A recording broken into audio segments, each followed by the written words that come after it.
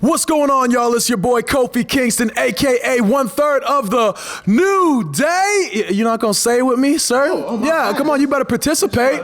Let's try it again. 1/3 of the New Day, and you are watching The Young and the Wrestlers. Ha ha ha ha ha.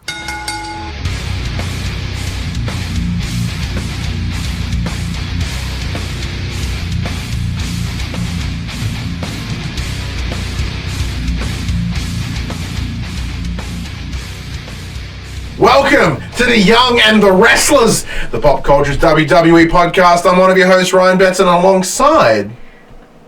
I don't know who I am anymore. I'm Jem! What? I completely forgot what I was going to say. You can listen to us, this is our Raw analysis. You can listen to this every Thursday morning at 8 a.m. with podcast services, 9 a.m. on those YouTubes. If you want to join that wrestling conversation, head over to facebook.com/group/the Pop Culture's Twitter, Discord. Links are in the description below. If you want to join the conversation as it happens, however, head over to patreon.com/the Pop Culture. Support us at any dollar value. Get yourself a nice little sneaky link where you can watch us record this show live. And supporters in a once-off fashion. Head to popcultures.com/shop where you can buy shirts and other sort of shit with our logos on it. We are also on Twitch at twitch.tv/thepopculturist. Jem, you are back in the studio. First time in like, it feels like forever. Yeah, it's been a couple weeks, but I'm here. I was in the area, so I thought I'd make an appearance. Yeah, man. A live appearance. That's true. Like it's all well and good to do the livey ones that we do, the ones with the on the pictures, remotes. That's the way I want to remote. Yeah. But sometimes it's fun to do it back in here. It took me a couple of seconds to realize what I was going to say before, and I remember it now, but it's invalid.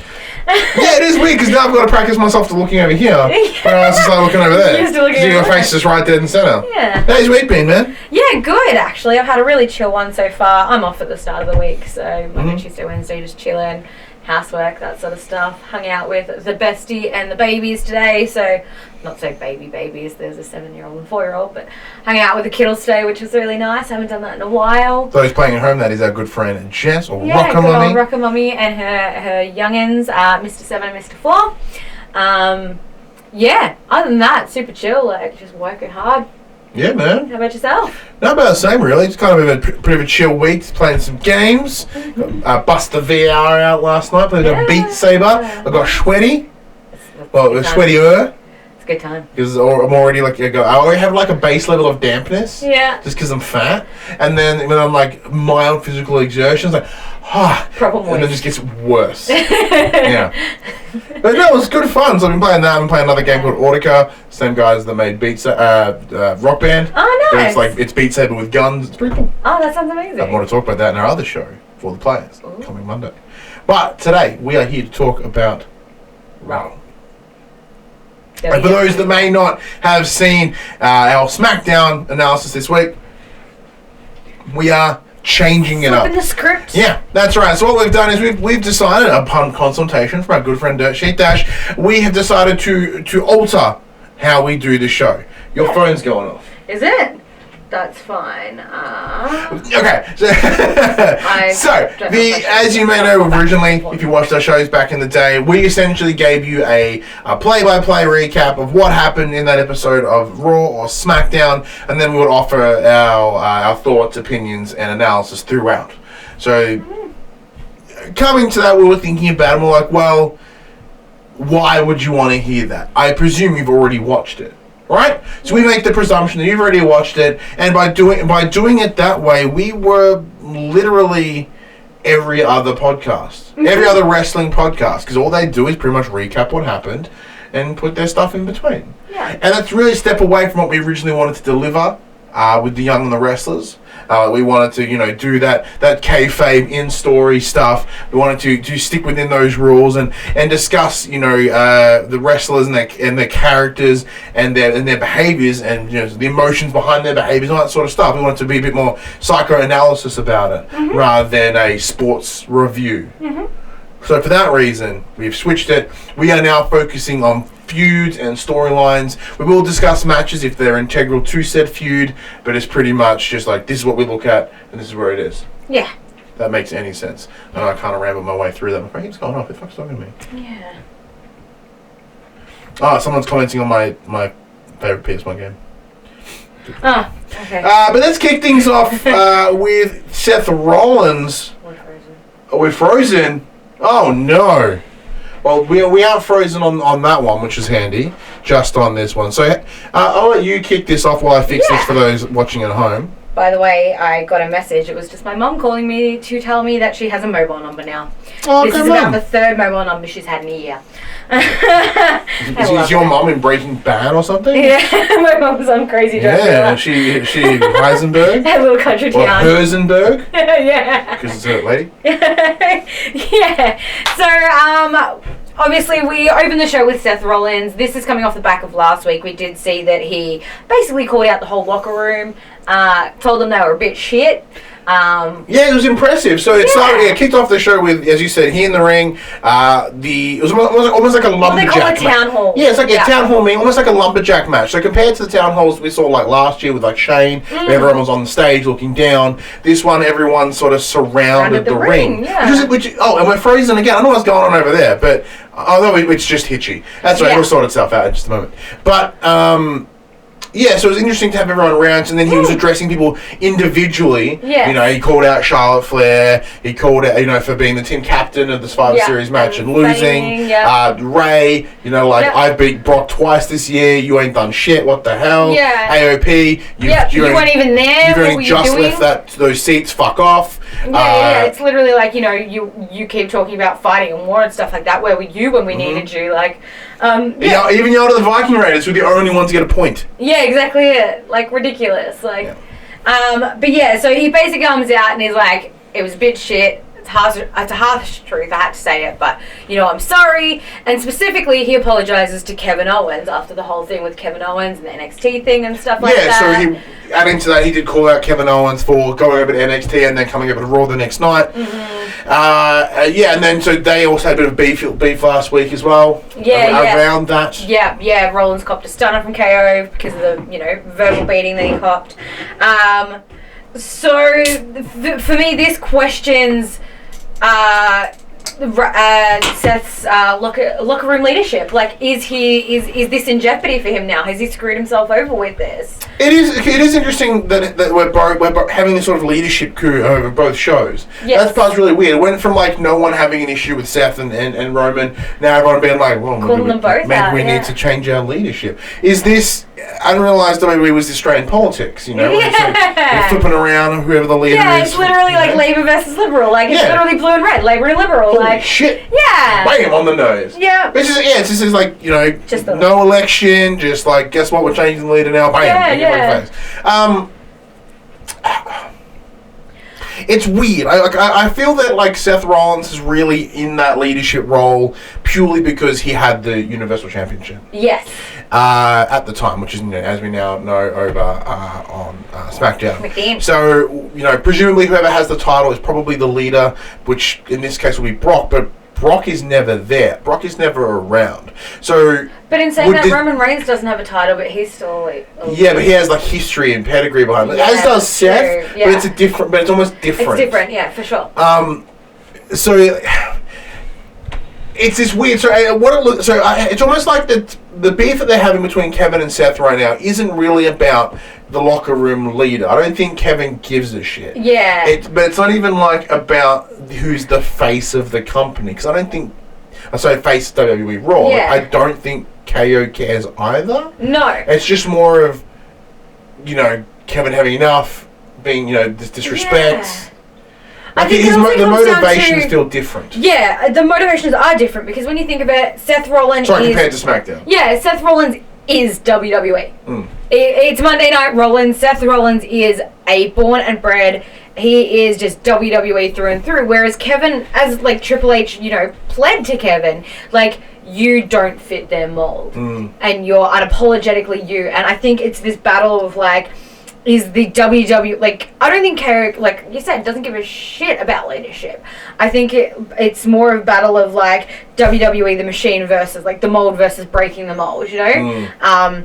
I think that's what it's coming down to, is KO is realizing that the WWE universe don't give a crap about the WWE machine. Yes. They give a crap about the people that want to break the machine. You know, we see this with, CM Punk coming to backstage and stuff like that, and people losing their mind because he doesn't fit the WWE mold, and they love that. Yes. I love that. I love the outsiders, taking control and things like that. And that's the same with NXT. Like, when you think about it, they are the main roster, but they still don't fit the WWE mold.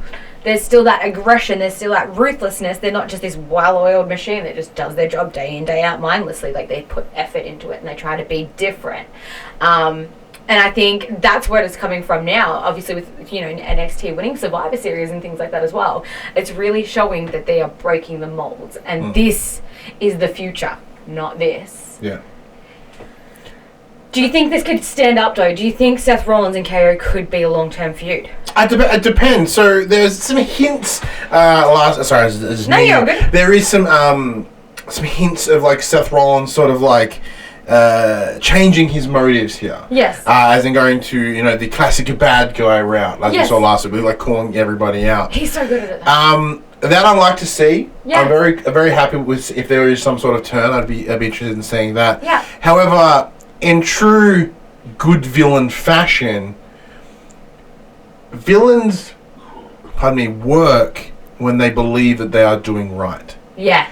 Especially within WWE. Daniel Bryan, for instance. Yeah, that's what made Daniel Bryan so good last year. Within wrestling, a lot of the time it's good guy, bad guy. And those bad guys, the quote-unquote bad guys, or the heels, they know that they are bad guys, right? Drew McIntyre and stuff like Drew that. Drew McIntyre knows he's a fuck. Yeah. But he uses that to his head. Randy Orton, 100% aware that he's a fuck. Yeah. Baron Corbin, very aware that he's a fuck. Where Seth here, he's exhibiting similar behaviours, but in his... It's narcissism. Yeah, in his head, he believes he is correct. He believes he is right. Yes. And he is doing it at the advantageous, it's not a word, advantageousness, at the advantage. At the advantage of Raw. He believes that these actions are necessary to make this better. Yep. That's toxic almost like work environment, Seth. Yeah, it's almost like that, like the whole Thanos idea, right? Yeah. Thanos has believed he was doing the best thing for the universe in the Avengers movies, and and he genuinely believed that in his core that this is what needs to happen to create the better version of this. Yes. And I believe Seth may be in a similar spot in terms of what he thinks, where he's going to go, where it will end up, and I imagine he'll butt heads with a number of people along that way. But it's very cool to have KO be the one to step up initially. Interestingly enough, though, KO did not believe Seth Rollins at all. Made his apology. Made a snide remark about bullshit, and KO actually very firmly believes that AOP and that attack last week from AOP was facilitated by Seth Rollins. So that's okay, my knee's in the way there. So AOP did come in first thing. That's the first thing he sees them roll up in a van. They jump out. Akon speaking Punjabi and Reza speaking Albanian. Chuck, is it Albanian? No, it's not Albanian. It's, Chuck said Albanian. Yes, you did. Yeah. And she's like, look, I'm sorry guys, I don't speak Punjabi or Albanian. Like, can you translate? And Akon just goes, "You look lovely tonight, Charlie," and walks off. And she's like, "What?" Which I thought was beautiful. We'll get to that in a minute. Do you think that, because essentially Kevin's speculating that AOP are going to be working with Seth Rollins. Yes. And Seth Rollins orchestrated this beatdown of last week. Yes. Now, minor thing last week, that he was wearing a suit, they were wearing suits, like very minor costume, or attire matching. Do you believe, that wasn't the case this week, but do you believe that Seth would be using the AOP here? Look, this concerns me because thinking about it deeper, I'm scared that we're going to have the Shield 2.0 come out of this. And I don't want that. Well, that's true. Like the AOP used to wear vests as well. Yeah.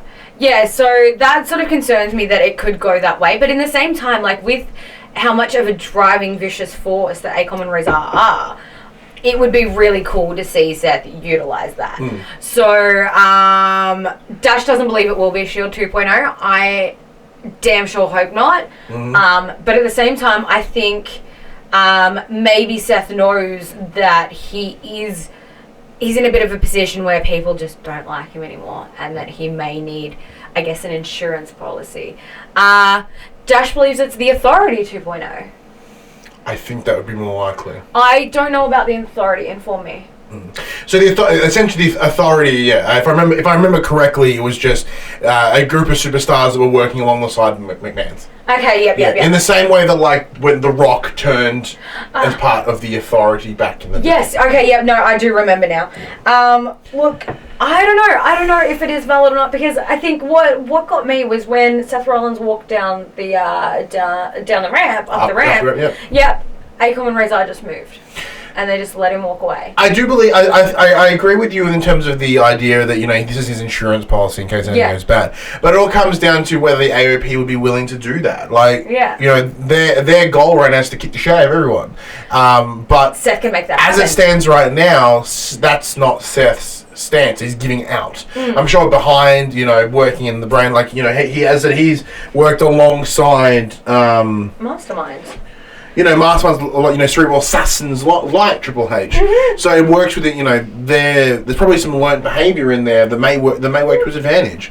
And whether this comes out at some point, it is a little coincidental that the AOP have been involved in both altercations with Seth. Yeah. It'd be very cool to see what happens. It'd be very interesting to see what happens, especially because considering, like, KO decides that nobody's going to fight him. He's in the mood to fight. And trying to remember now. Oh, here we go. Dash just said, the Authority was a faction led by Triple H and Stephanie McMahon, with Seth Rollins as their champion after Seth turned on the Shield. Yeah. There you go. So, like I said before, like, interestingly enough, KO does decide he wants to fight. It's accepted by Bobby Lashley on behalf, by Lana on behalf of Bobby Lashley, which we'll get to very shortly. But AOP attack again. So, very interesting, because KO was trying to fight them, they just walk away. KO gets into this match and then gets, Bobby Lashley gets disqualified because AOP attack him. So it's very interesting to see what AOP's motives here are and why they're attacking KO. Like, why KO? Well, especially within their... Because they've been attacking tag teams lately. Within their little speeches they've been doing, like, they're focused on wanting to be the best tag team. Yes. So why are they jumping an individual competitor here? Yeah, exactly. Right? It doesn't really line up with what they claim that their motives are. Exactly, yeah. But as you mentioned, Bobby Lashley and Lana were here in the ring. So following up on previous last week with Rusev receiving a restraining order. Yes, and breaking that order, coming in, kicking the shit out of Bobby Lashley, throwing him off the stage, knocking some lighting crap onto him. Lashley taped up this week, which was... Yep. The best part of this was Lana comes out and she starts talking. Kevin Owens just starts screaming, "Oh my God, no one cares!" And she's like, "They care," and he's like, "No, they don't." And I was like, "No, we don't." And it's very true. And that's 100% spot on. And it's this them airing their dirty laundry, quote unquote, is no. And the problem that they're having now is that they can't just have this go away. Yes. It needs to see its end. Yep, it needs to. Their television, so much television time has been put into this this feud between Lashley and Rusev, as well as this story, these events that are happening. They can't just make it go away. No. Because anyone, it's this weird line. Everyone's like, "Well, we didn't like it, but you took it away." Like, why did you not commit to it? Yeah. Why was there no end to it? Like, what happened? So they have to see it through, and obviously there is some stuff still to come. Gist of it, Lana's just like, look, another restraining order because I have to take out one in every state. This time they have private investigators with them that follow them around. During the match, obviously KO does get attacked. Out of nowhere, there's Rusev, starts beating the shit out of Bobby Lashley, does a runner. Yeah, so the two detectives that were ringside, nothing. They didn't give two shits. No, they didn't give two shits. And this was because, Bobby Lashley and Lana get out of the ring. They're like, "What the hell are you doing?" They're just like, "Look, we do things differently here in Nashville. We're WWE fans. Like, we're just going to let this play out," type thing. Bobby Lashley gets nasty, shoves past one, gets arrested for assault. Yeah, hip and shoulders the guy. Yeah. So that's classed as assault, so he gets handcuffed. Lana's yelling, "He didn't do anything, what are you doing, what are you doing?" Slap! She gets arrested for assault on a police officer, and they get, walked out of the building. Stupid. Yeah. So ridiculous. Look, that's... I want this to end next week. Look, this is emotional behavior from two people that are, unnecessarily emotional in this, right? Yeah. Like, it's the thing, the second that Lana does, she's like, oh no. Yeah, and she's like, I'm sorry, I'm so sorry. This is the thing, this entire storyline has been irrational. Yeah. And it's really not had any consistency within Lana's actions. Now, I understand Lana, is emotionally altered here because of this alleged situation, between her and Rusev, but there is just no consistency in her actions or her behavior. No.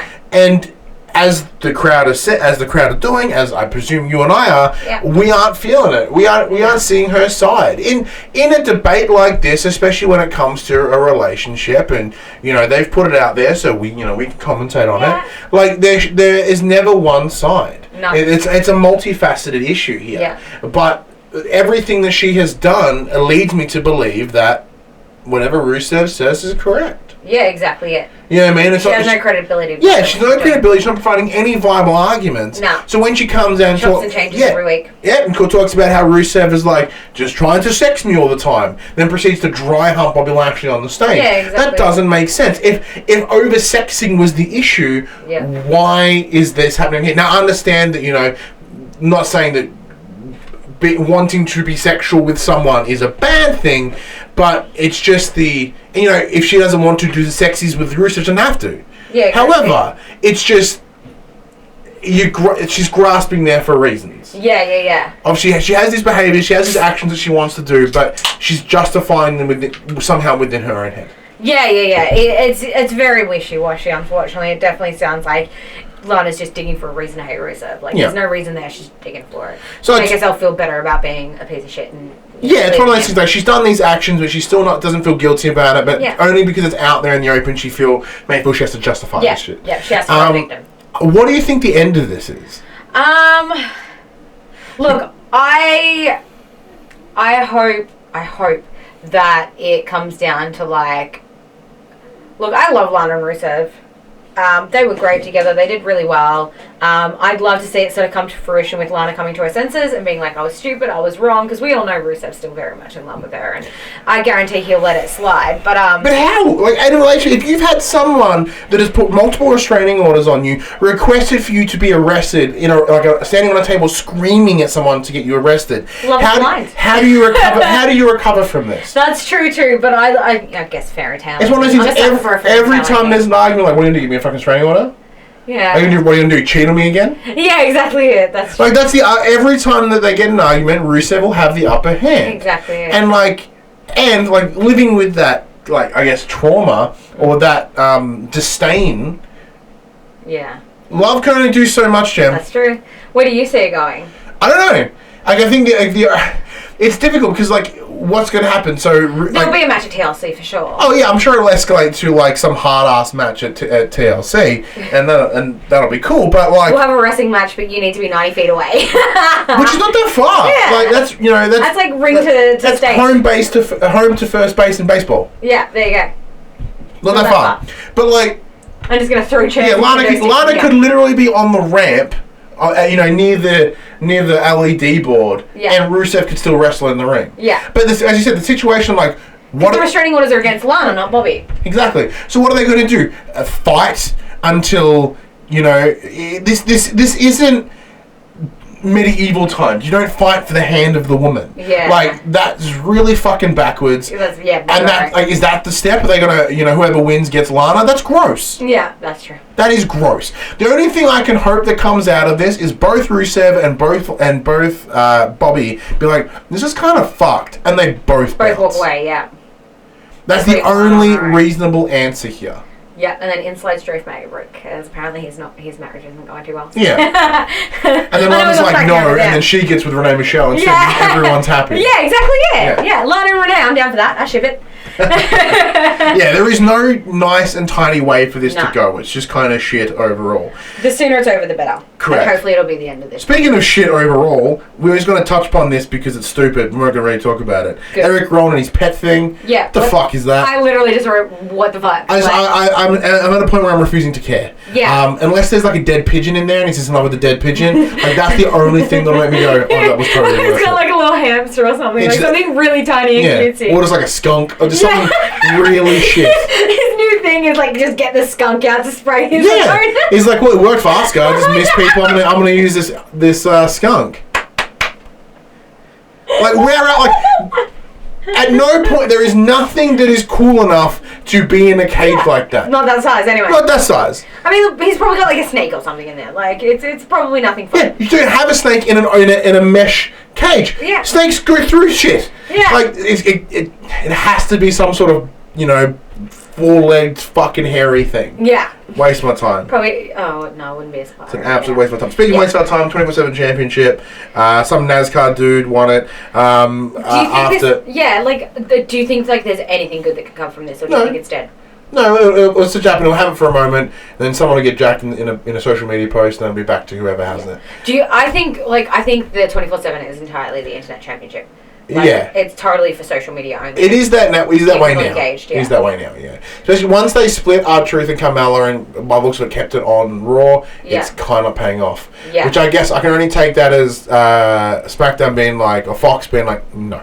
Yeah. We don't want it. Yeah. What was very fascinating though, the two gentlemen that were there, one was a NASCAR, one was a Daytona, two-time Daytona winner. Yeah. The Daytona winner, who was the ref in this scenario, he turns around, like Truth turns around, he very sexily. Yeah, he was very like, he was staring him down like, hey, rip. And I was like, damn, he's gonna fuck R-Truth. I know. Oh, that was such a It didn't go that way, sadly. No. Would have been good. Would have been Live good. sex celebration. Yeah. So continuing on from last week with our boy Buddy Murphy and one of my personal favourites, Alesiter Black. Addings from last week where Buddy Murphy finally knocked on that door, and then they proceeded to like want to yell at each other.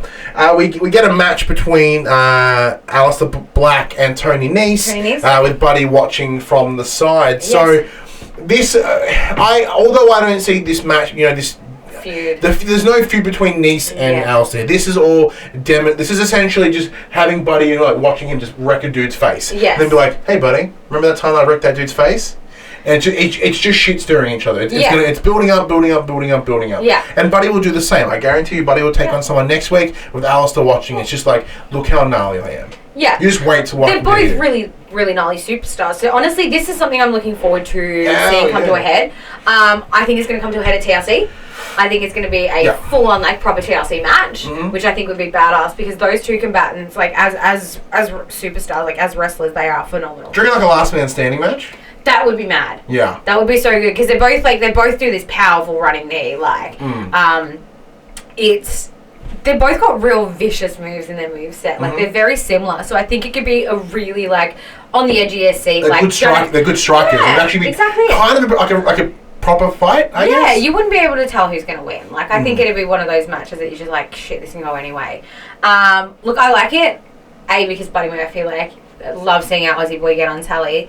And B, like, I love Alesiter Black. Like, it's two superstars that I love watching. And we haven't seen them in a match.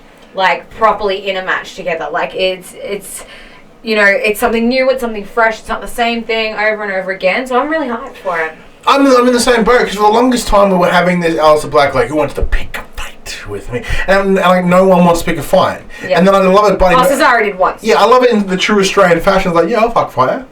I'll fight, mate. You want to go? You want to go? Let's play spin the goon bag, see what match we get. And what's amazing, it's just like, who's going to fight me? No. He's like, Buddy Murphy's like, I'm going to calm you down. Yeah, I'll fight you, mate. No come in. Yeah, I love that shit. That's so great. Fucking kill you out, mate. Yeah, I'm in the same boat as you. I want to see it. I think we've got I think TLC may see it. If not, it might move into a little bit of next year. Yeah, that'd be mad. But if they just keep trying to one-up each other and then it ends in a moment, a clash of titans. I'm actually pretty happy with that. Yeah, I'm about it. It's actually everyone that gets in the way because they will all take losses until they turn the power up on each other, which I'm happy with. Yeah, I was glad it wasn't a jobber though. Like, props to seeing Tony Nese, on the rolls. Look, it is disappointing because it's same here. It's same over at SmackDown with Drew Gulak. Yeah. Like, these are two X205 champions. Yeah. And they had some phenomenal matches. And they come to main roster and it's like, poof, and they just get dropped. Yeah. And look at the physique of Tony Nese, man. Yeah. Like, he's as jacked as Buddy Murphy. Like, he is the peak physique for a superstar. Like, he's the type of guy that we know would get TV time. Just purely by the way he looks. Yeah. And he's a good wrestler. Like, that was a good match. It's just a bummer that these 205 champions aren't really getting their time to shine on the main roster. Yeah, he is hoping that they do. Next up, we'll jump into this little Charlotte Flair and Asuka thing that's going on right now. So, over the last couple of weeks, we've seen a lot of Charlotte being misted. Yeah. So, 2 nights in a row. Yeah. So, there seems to be this little bit of movement between Asuka and Charlotte. Mm-hmm. There's a little beef. It's almost, whether they touch upon old blood here. Yeah, which they talk about continually is the fact that Charlotte broke Asuka's streak. Well, I mean, between them. Like, we hear that from the commentators, but whether that's between them. That's the thing I wonder, because commentators with their interest to mention that stuff. But, you know, if we look at Charlotte... Did she really? Yeah, she mentioned it. She's like... she was talking to somebody backstage, and I can't remember if it was on Raw or if it was at Survivor Series, but she's like, you know, I broke Asuka's streak. Gonna break her again tonight, like. Yeah, like, is that the thing? Yeah, it's definitely playing back into that WrestleMania moment, and I love the idea of the long-term storytelling. I love that they keep touching on that. I love I guess, as weird as it sounds, I love the interjections of Kairi Sane, but at the same time it worries me about what's going to happen to her, because it is primarily sort of like Asuka and Charlotte, with Kairi just sort of interjecting. Yeah, so what we saw here was a 2-on-1 handicap match. Yes, which Charlotte apparently put she put that out there. Yeah, well, I think Charlotte... Because, Kairi interrupted last week, I think Charlotte can certainly, be that person, and she does have that power to be like, oh, and like, okay. Yeah. But... as I said, they touched upon the WrestleMania stuff here. That was like 20 months ago. Yes. That was literally almost 2 years ago. Why would that why do you think that would resurface now? I think because of Asuka's position. So as we've seen lately, Asuka and Kairi have taken they've taken a mean streak. They had an interview before the match, speaking in Japanese primarily. The only thing he got out of it was like, we beat you and we will beat you easy peasy. They're really focusing on their, as a team, how they can combat people and how they can do it in a real dirty way. So I think this is sort of playing into, back then, obviously Asuka was the be-all and end-all. She was the champion. Everybody loved her. Charlotte was where Asuka is now. So basically it's like a role reversal. So they're in different spots. Charlotte probably doesn't care about the limelight. People absolutely love her now, and they hated her earlier this year. Mm-hmm. And Asuka's they loved Asuka earlier in the year, and now everybody hates her. So I think it's that change of roles that has brought this back into the limelight. I think maybe that this entire time Asuka's had some bitterness hidden under there, and it's finally subjecting itself. I think you're kind of spot on there, especially with the idea of that bitterness. I may have seen maybe there a while, because we haven't seen much of Asuka this year. For Asuka, it was a 500 something winning streak. It was huge. It was a year and a bit. It was a long ass time.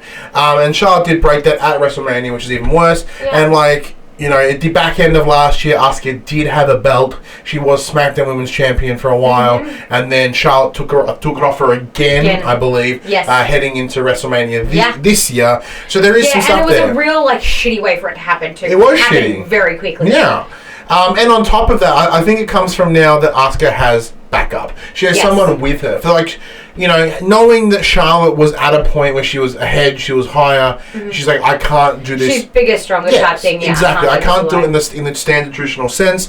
Now that I have backup, I have assistance, and there was that window of time when I was working together without. It's essentially all right, well, let's work together. Let's get ourselves into a rhythm. They're in that rhythm, and okay, now we go for her. Yeah. And because Kairi coming up from NXT, she has no bad blood here. Yeah. So her investment is just, I will help my friend. Yeah, exactly it. And they did, when I believe it was Charlie asked them about she asked Kairi and Asuka they were talking about Charlotte and stuff like that, and beating her streak and stuff like that. Kairi and Asuka literally just laughed it off. They were just laughing through the entire interview while they were speaking. It's a joke to them now. Because I think Asuka does say, Kairi's just ha ha ha, I'm here to help her. What's Charlotte got? Well, and on top of that, they've got Charlotte rattled. Yeah, exactly. Seeing Charlotte's response to Kairi getting up in her business last week, and Charlotte literally chasing her through the crowd. Yeah. They're in her head.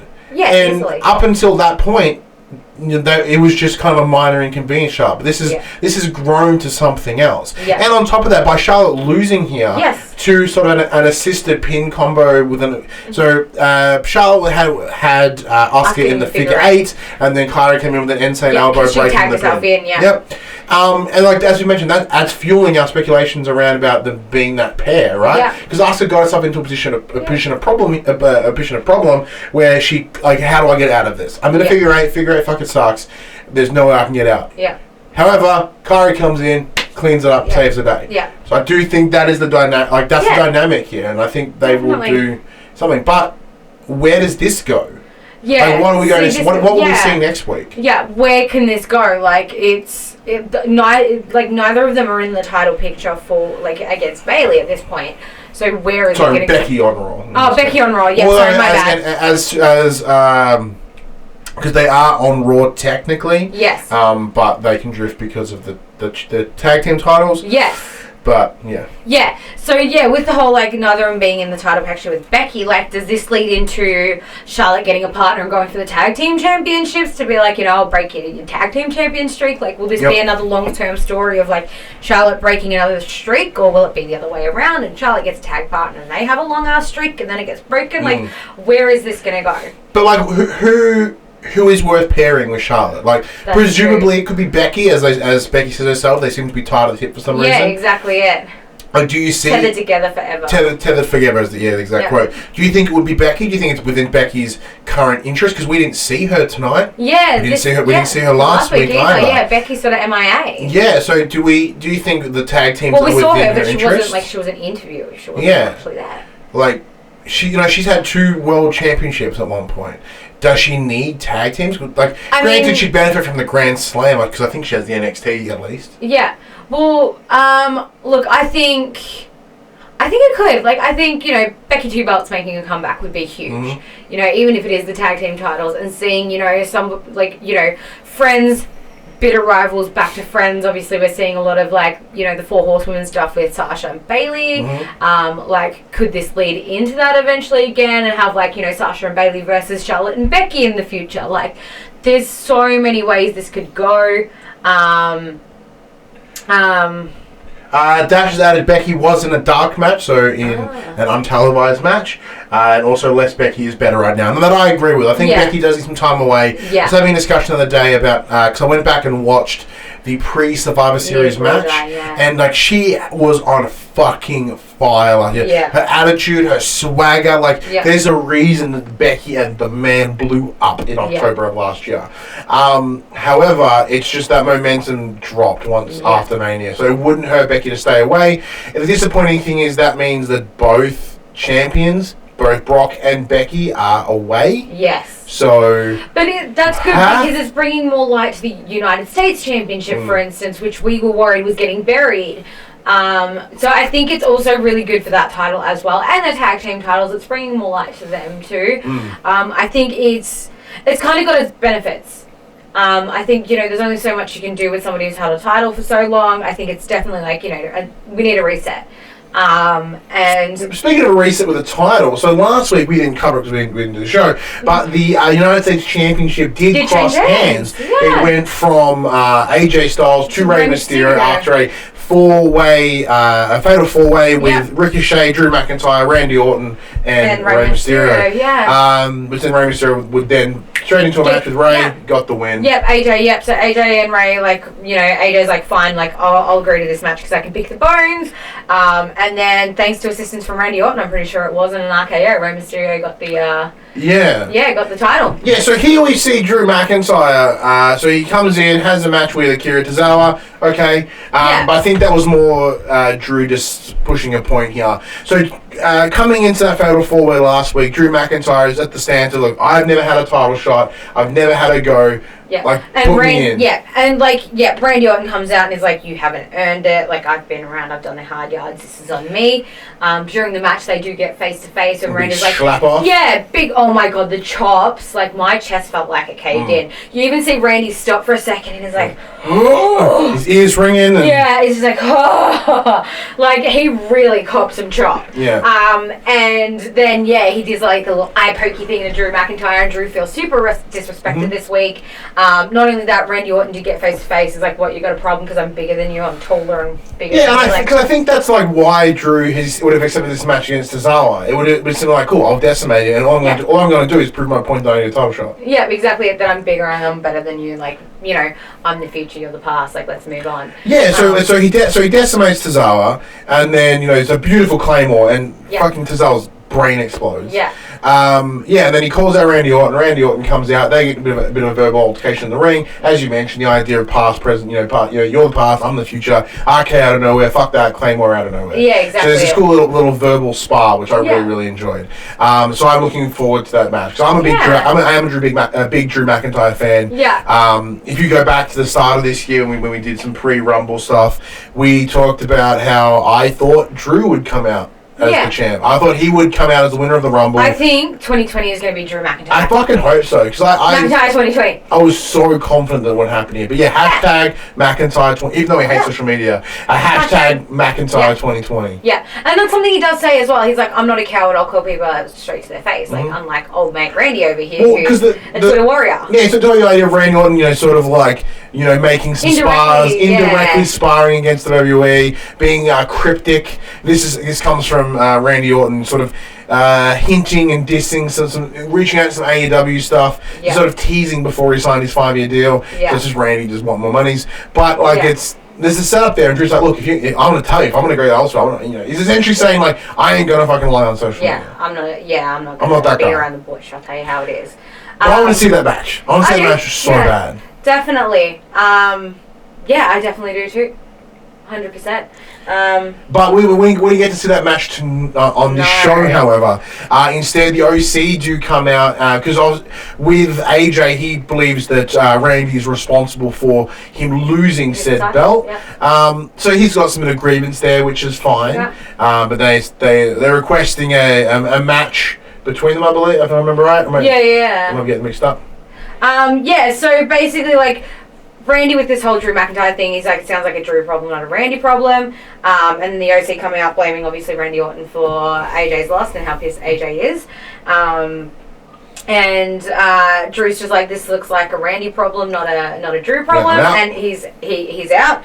And then the OC go to attack. That's right. Yeah, so the OC come in, they start the beat down on Randy, and then oddly Ricochet runs out to get in on that. Yeah, which is following on from a couple of weeks ago, and Randy helping him and vice versa. Yeah. And then Ricochet gets a beat down because it's a numbers game. There's 3-on-2 at this stage, and Randy's already out, so it's 3-on-1. Yeah, and then the quote, prettiest nipples in the business. No, he's in. Yeah. Dimples, aka Humberto Carrillo, comes running out to help.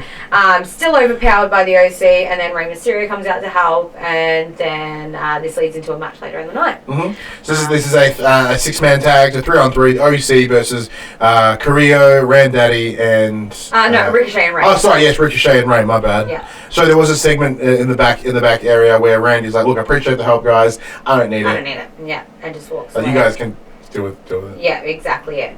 That obviously leads to a match, which does end with, I believe, AJ getting the pin on Ricochet. Mm-hmm. It basically ends up being Ricochet versus AJ, like, because everybody just buzzes each other. It's pretty much what it came down to. Like, the OC was interesting here. They never really went for the goal. Like, they were just clearing the way for AJ to do what he needs. Yeah, exactly it. So, like, at the moment, it feels like everybody wants a piece of Randy Orton. Yeah. Because at the end of the match, Randy Orton does come out and he drops the sneaky RKO on AJ again. And yeah, I'm confused because where is this going to go? Is it going to be McIntyre versus Randy, or is it going to be AJ versus Randy? Like, I don't understand where this is going. And it is very cool to have it sort of focusing on Randy, because like if you had a look at this match here, like it's just repeat. Like it is everyone sort of like Ray. We've seen these guys compete against each other. Ray, Carrillo, and Ricochet. They've all had a go at the United States champion when AJ was the holder. Yeah. So it's like, okay, cool. I guess as a team you collectively take out the one man, but then again, it's like they're both focused against beating each other to beat one person. So Randy just gets to step out of the way while they fuck each other up. Yeah, exactly. Right? Yeah. Randy gets to pick the bones, as AJ said last week. I do want to I guess it's tough because I'm thinking like, is it going to end up in Randy pardon me, going for the US Championship, but then why? Yeah. Like, he has no beef with Ray. Yeah. So it's only going to end in... Because as we mentioned, both the heavyweight champion is off with Brock, wherever what he's doing. Yeah. So, unless they are genuinely using the mid-card belt as a stepping stone to the heavyweight. Yeah, I was going to say, do you think this could be building up to, like, say, you know, Randy and Drew McIntyre and AJ Styles end up in, like, you know, a three-way competition for number one contendership for that title, because then that'll take AJ away from the United States Championship, and that can be passed on to something else. Like, it could go to the likes of Ricochet or Humberto Carrillo. Like, I think Ray's more willing to pass that on to one of those guys than opposed to Drew McIntyre or Randy Orton. What will really happen is Ray will get injured again and then have to give it up. Forfeit. Yeah. They're not already this year. Yeah, that's probably do true. it again. But that's the more likely option. Yeah. But yes. But I do like the idea of seeing, like, your big hard hitters. Like, I like seeing the idea of AJ moving up into that picture. I like the idea of seeing Randy sort of, like, you know, basically getting paid for the dues he's earned. And I like the whole underdog story of Drew McIntyre finally fighting his way. I think this is all going to lead into Drew McIntyre in 2020 getting his first championship. That's where I kind of see it going to. But if you think about it, if we look at it, because it'll be huge. Look at a couple of different ways here. So, AJ, when he came across from SmackDown to Raw, he was straight in the Universal title picture. Yeah. So he's been there. He's done that. I think AJ, as it stands right now, is better off within the United States Championship arena.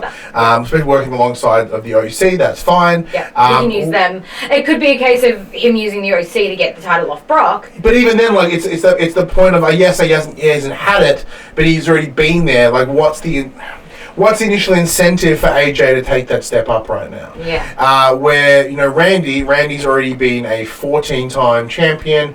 Youngest champion. I don't know whether he's held the Universal Championship specifically. Yeah. So I thought that maybe there's that, because that would pump up to 14. I believe that's John Cena numbers. Yeah.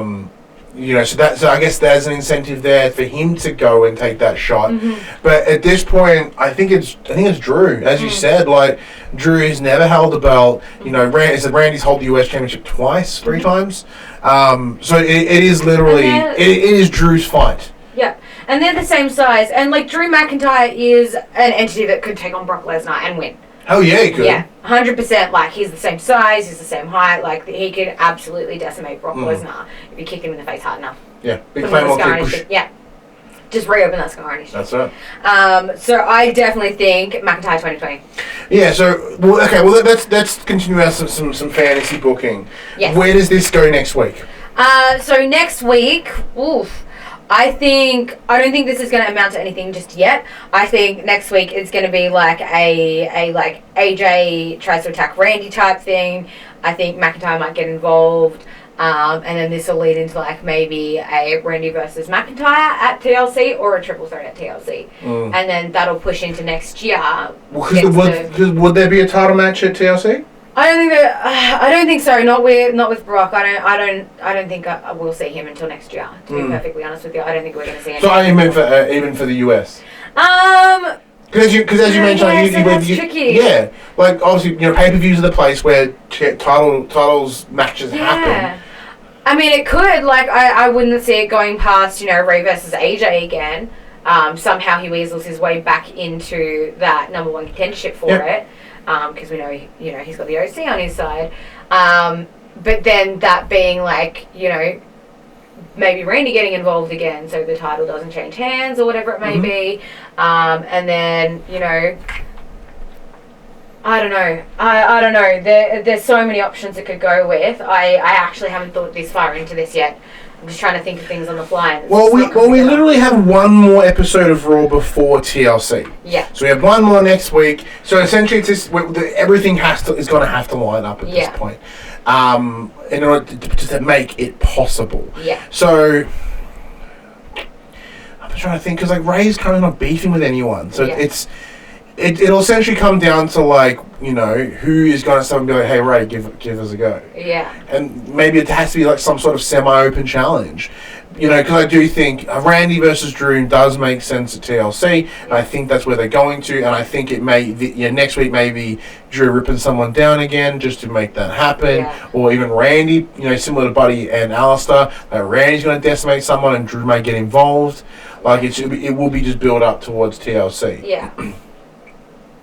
But other than that, like, it's difficult. Obviously, we saw Dominic last week celebrating with Ray. Did you think it could be an instance of maybe, like, say Ray does get injured, instead of forfeiting his title, Dominic's like takes his place type thing? I don't think there's like some sort of heirloom passing down. Do you think that could be a thing though? Like, you know, Ray's like, you know, I can't compete, so he forfeits the title, and then somehow Dominic's involved. Like, Dominic, like, do you think they could weasel him in somehow? I think they could weasel him in some way, but even then, it's just like way too soon. Like, think about it, like, you've seen things they've done. Like, they change things like. That's true, but I mean, like, Dominic kind of got like 3 shots in on Brock. Yeah. And then that was it. So, like, how would he go against Ricochet or Umberto or you know, Randy or Drew? Like, he has no.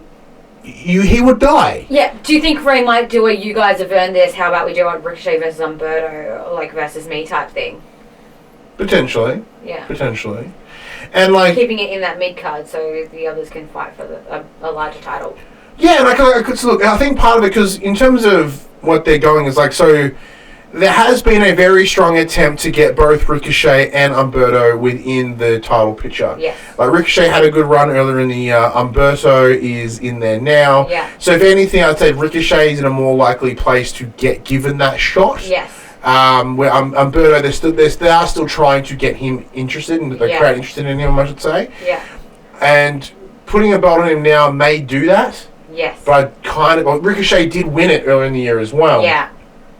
So it's interesting. Like, does Ray want to be that old school wrestler and help these guys get a shot? Is that his goal? Is his goal to help these guys? I think so. And by doing so, him stepping up and giving them that shot. Because he, you know, in the little promo they had backstage, he talks about how much he respects them and how he's like, you know, you're an amazing, you're killing it right now, to both of them. So I definitely think it's not beyond, like, I think Ray is that kind of guy. I think he's like, you know, this gives me the opportunity to give you guys the spotlight type thing. Like, I definitely think Ray is all about the future and moving forward. Unlike Randy Orton, mention they are the future of the industry. Yeah, unlike Randy Orton, who's like, I'm still the future. Like, I will always be the future, because, you know, RKO is the most dangerous letters, like the 3 most dangerous letters in the WWE. Like, I think it's definitely polar opposites there. I think Ray's going to try and push people forward while Randy is trying to stop people. I like it. Well, let us know what you thought of this week's episode of RAW. Check in those comments below. Head over to the social medias, the Twitter, the Discords. Chat to us. You know, let us know where your analysis stands, and where like, you know, because we want to know, like, who do you think will take the shot at you know, the United States Championship and whatnot. It's all well and good. Join the wrestling talks, so I'm not talking to myself. Yeah, especially Jem just yelling at the, because I'm normally at work and I haven't watched it yet, so I can't join in. Yeah. But, you know, come in there, have a chat. It's good fun. Yeah. It's good fun. Yeah. But yes, that does bring us to the end of our Raw analysis. This conversation happened on a Thursday morning at 8 a.m. in podcast services, 9 a.m. on those YouTubes. As we said, if you want to join that wrestling conversation, head over to facebook.com/groups/thepopcultures, Twitter, Discord. Links are in the description below. Chat to us on Twitter. Yeah. We have a lot of fun on Twitter. We do. It's good times. But if you want to join the conversation as it happens, head over to patreon.com/thepopcultures. Support us at any dollar value. Get yourself a nice little sneaky link where you can watch us record this show live. If you want to support us in a once-off fashion, head over to popcultures.com/shopping. My shirts, other sort of shit with our logos on it. There are sales from now until the end of the year. Get in there, get yourself some stuff. It may not arrive by Christmas because we I get cutting it kind of close, but maybe you can get something cool to wear to your New Year's Eve party. And we are also on Twitch at twitch.tv/thepopculturist, where I believe I'll be streaming Audica with Max. Exciting. Some VR funsies, but the fan in this room's already boiling right now. I had a VR headset to it.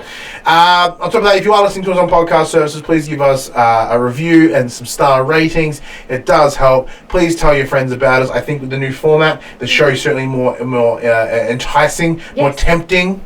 Yes. So maybe it might be a good time to push it on your friends and family. Drug push that shit. Yes. But until we talk SmackDown on Tuesday, I'm Ryan Betson. And I'm the Boogeyman. And I'm coming to get ya. I'm Jem. We'll see you then. Bye.